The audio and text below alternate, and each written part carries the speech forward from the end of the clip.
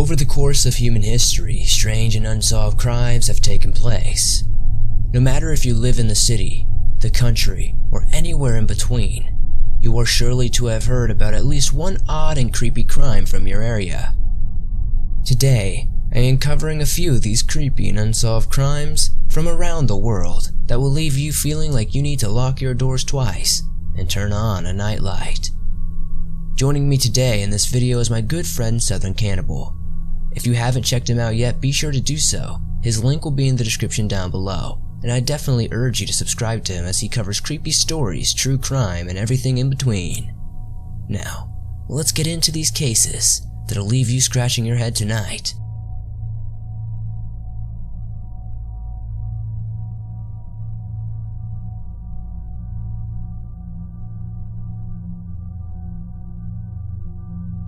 Number 1. The Phantom Barber of Pascagoula.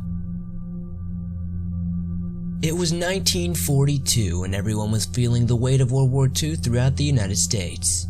Small towns were busy manufacturing all the weapons and supplies needed to aid the US and its allies to victory. Pascagoula, Mississippi is a small but growing town built on the coast and was at the time the perfect place to build warships and the like.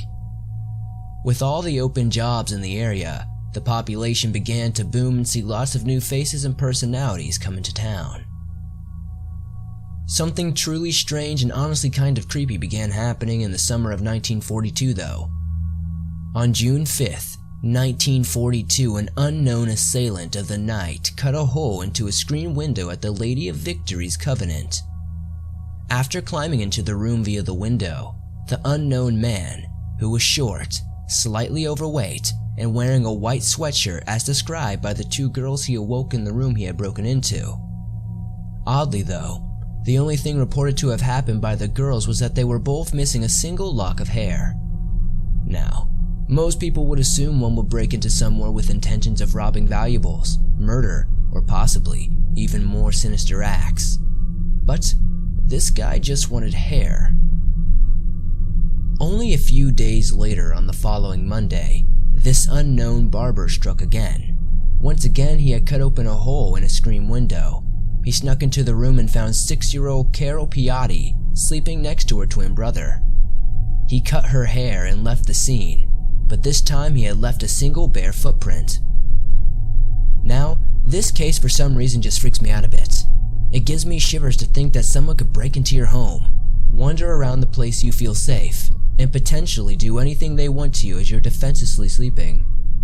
It doesn't make me feel any better that this guy also wants to mess up my sick hairdo. It is speculated, but not proven, that the same guy from the previous cases also attacked a sleeping couple. He snuck in through a screen he had slit, typical behavior by the assailant so far.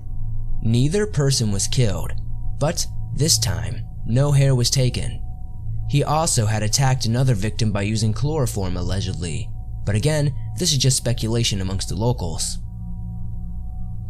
After this though, a local 57-year-old chemist, William Dolan, was arrested and charged with the crime against the sleeping couple who were attacked. This leads many to think that the Phantom Barber was him, simply because of the way he entered the home. Seeing as the Phantom Barber was pretty popular in the local news at the time, it could be that he was copying the crime to try to throw people off his own trail of crime. Either way, the Phantom Barber has never officially been caught and seemingly skipped town after the news of William Dolan being arrested. Maybe the Phantom Barber was William Dolan, or maybe the cops just wanted to pin the case on someone and call this a case closed. Perhaps we'll never know.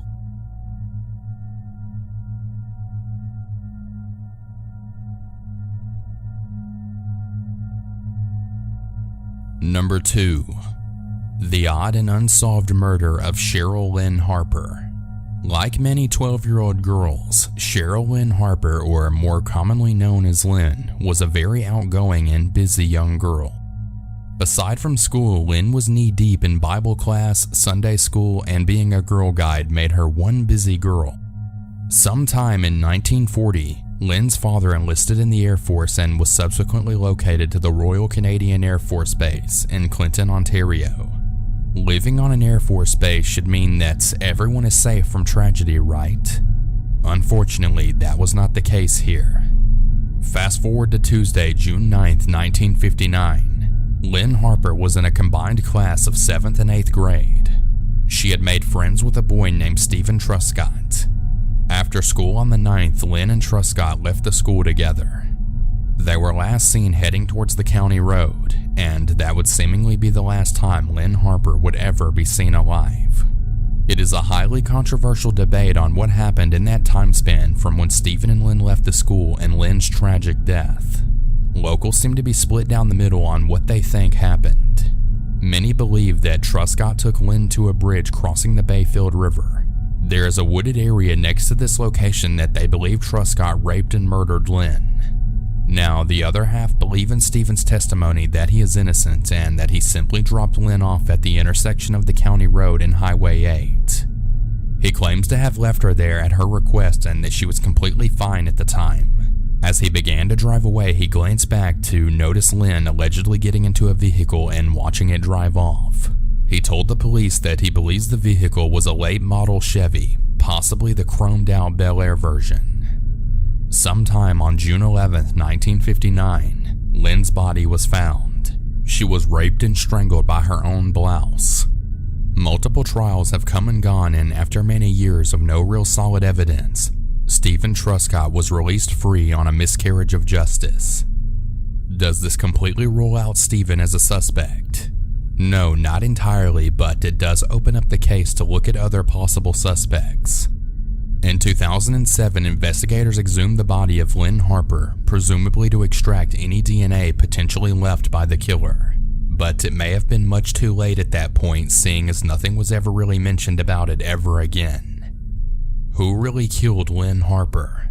Was it Stephen Truscott? Or was it someone in the local area who just happened to slip by the cops? Or was it possibly a drifting serial killer? We may never know.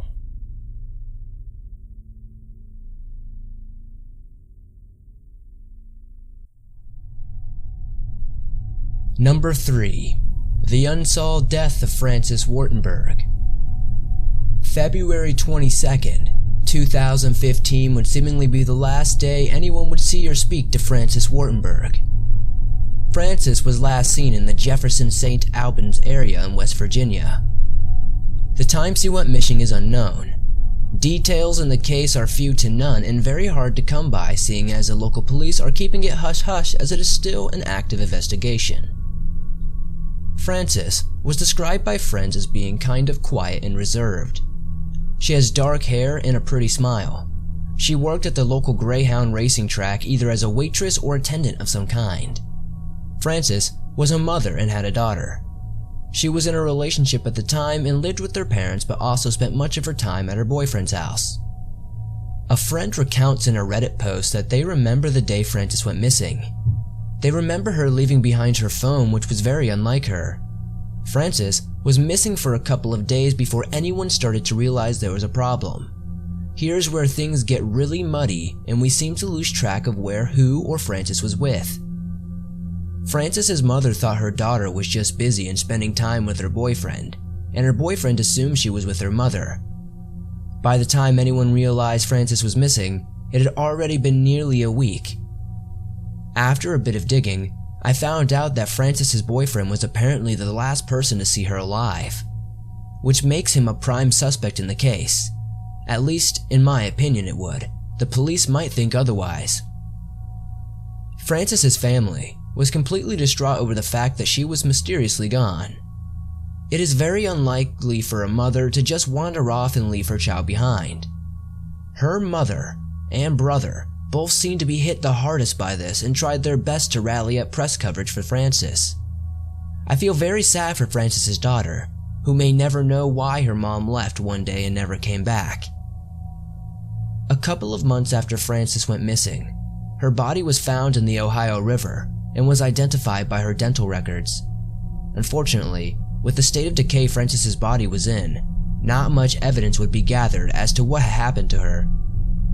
Her family and her friends don't feel like it was a suicide. They don't think she would have done anything like that. although she did struggle with her thoughts sometimes, as we all do. Until this day though, no one has been charged with the murder or disappearance of Frances Wharton Berg.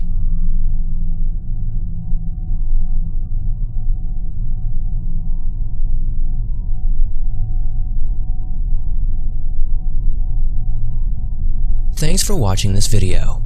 If you enjoyed it, be sure to hit that like button as it helps me out a ton. If you're new to the swamp, why not subscribe and turn on notifications to never miss a new video, as I upload them almost every single day, and all things natural and supernatural. Much love and appreciation to my friend, Southern Cannibal, who helped me out with reading the second case today. It is a lot of fun to be able to work with other YouTubers sometimes. So please, check the link in the description down below and subscribe to his channel. He covers scary stories and true crime, so I know you guys will enjoy him. If you guys could please do me one more big favor and share this on your Facebook or your Twitter or anything else that you have social media wise, and help more people get their eyes on these cases to possibly help them get solved. I appreciate all of you dwelling in the swamp, and being so close to 100,000 subscribers, I couldn't even ever imagine this happening 2 years ago. I'll see you guys soon with another creepy video.